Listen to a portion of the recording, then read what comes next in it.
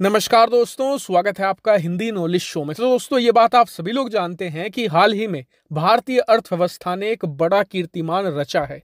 आज की तारीख में भारत की अर्थव्यवस्था ब्रिटेन को पछाड़कर पांचवी सबसे बड़ी अर्थव्यवस्था बन गई है। और स्थिति ये है आज कि यूरोप के जितने भी देश हैं उसमें जर्मनी को छोड़कर बाकी सारे के सारे देश भारत से पीछे हैं। उनकी अर्थव्यवस्था भारत से छोटी है और आने वाले समय में यह अंदाजा लगाया जा रहा है कि भारत बहुत ही जल्द जर्मनी को पछाड़कर दुनिया की चौथी सबसे बड़ी आर्थिक महाशक्ति बन जाएगा। लेकिन लगता है कि भारत की यह कामयाबी हर किसी को रास नहीं आ रही।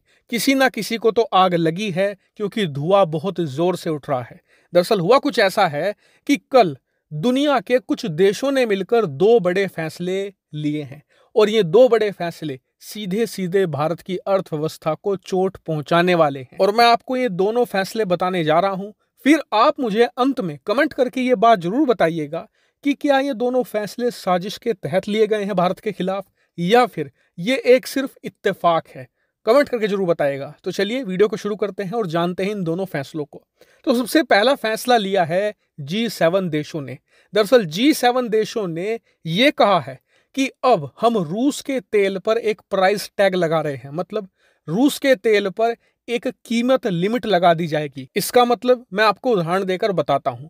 मान लीजिए कि आज कच्चे तेल के दाम $110 पर हैं, तो रूस क्या कर रहा है, $80 $90 पर बेच रहा है दुनिया को और हैवी डिस्काउंट दे रहा है, जिससे कि बहुत सारे देश तेल खरीद रहे हैं। लेकिन अब G7 देश क्या करेंगे, इस दाम पर एक कैप लगा देंगे। उदाहरण के लिए $105 का कैप लगा देंगे कि कोई भी देश रूस का तेल $105 से सस्ता नहीं खरीद सकता। अगर ऐसा किया तो हम बहुत सारे प्रतिबंध तो लगाएंगे ही, साथ ही दूसरी कार्रवाई भी करेंगे। अब G7 का फैसला ये ऐसा है कि अगर भारत यहाँ पर G7 देशों की बात नहीं मानता है और डिस्काउंट पर मान लीजिए $90 $95 के रेट पर खरीदता रहता है प्राइस कैप से कम, तो भी भारत को नुकसान होगा। कैसे? दरअसल भारत और चीन के अलावा भी बहुत सारे ऐसे छोटे बड़े देश हैं जो रूसी तेल खरीद रहे हैं। अब जब उन पर प्राइस कैप लग चुका है तो उन्हें डिस्काउंट नहीं मिलेगा। डिस्काउंट नहीं मिलेगा तो वो रूस से तेल क्यों खरीदेंगे? वो जाएंगे अंतर्राष्ट्रीय मार्केट में, सऊदी से खरीदेंगे, ईरान से खरीदेंगे, यूएई से खरीदेंगे।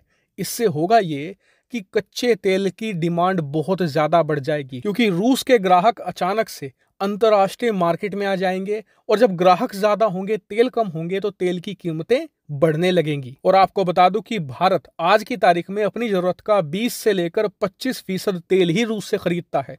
बाकी का सारा तेल अंतर्राष्ट्रीय मार्केट से ही आता है, खासकर की अरब देशों से। ऐसे में भारत को तेल और ज्यादा महंगा पड़ने लगेगा और रूस के डिस्काउंट का भी कुछ खास असर नहीं पड़ेगा। लेकिन बात सिर्फ यहीं तक सीमित नहीं है। G7 के इस फैसले के कुछ ही देर बाद जो ओपेक देश हैं, दरअसल Saudi Arabia, Iran, Iraq, UAE, Qatar, Kuwait और बाकी के जितने भी तेल बेचने वाले देश हैं, इनका संगठन है ओपेक।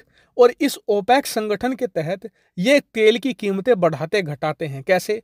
ये सारे मिलकर फैसला लेते हैं कि कब तेल की प्रोडक्शन बढ़ाई जाएगी या घटाई जाएगी। अगर ये बढ़ाते हैं तो दाम कम होते हैं, लेकिन अगर ये ओपेक देश फैसला ये लेते हैं कि हम सभी मिलकर जो तेल की प्रोडक्शन है वो कट करेंगे, मतलब कुओं से तेल कम निकालेंगे, इससे होगा ये कि मार्केट में तेल कम पहुंचेगा, खरीदार ज्यादा होंगे, तो तेल की कीमतें भी बढ़ने लगेंगी।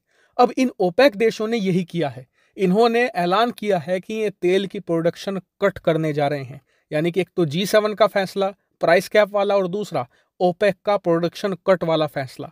बताया जा रहा है इन दोनों वजहों से तेल की कीमतें एक बार फिर से आसमान छूने जा रही है। और सबसे हैरान करने वाली बात यह है कि जिस दिन ये ऐलान हुआ कि जी भारत की अर्थव्यवस्था 5वें स्थान पर पहुंच गई है, ब्रिटेन को भी पीछे छोड़ दिया है, उससे अगले दिन ही ये दो बड़े ऐलान किए गए हैं। जबकि इन सभी देशों को पता है कि भारत की अर्थव्यवस्था तेल पर बहुत ही हैविली डिपेंडेंट है, इससे भारत को नुकसान होगा। लेकिन इसके बावजूद इन्होंने फैसला लिया है। हालांकि भारत की तरफ से अभी तक इस ऐलान पर कोई भी रिएक्शन नहीं आया है। देखने वाली बात यह होगी कि भारत इसका तोड़ कैसे निकालता है। हालांकि अब आप मुझे कमेंट करके जरूर बताइए कि क्या ये फैसले किसी साजिश के तहत लिए गए हैं या फिर बस ये एक कोइंसिडेंस है। कमेंट करके जरूर बताइएगा। फिलहाल इस वीडियो में इतना ही। Thank you very much for watching video.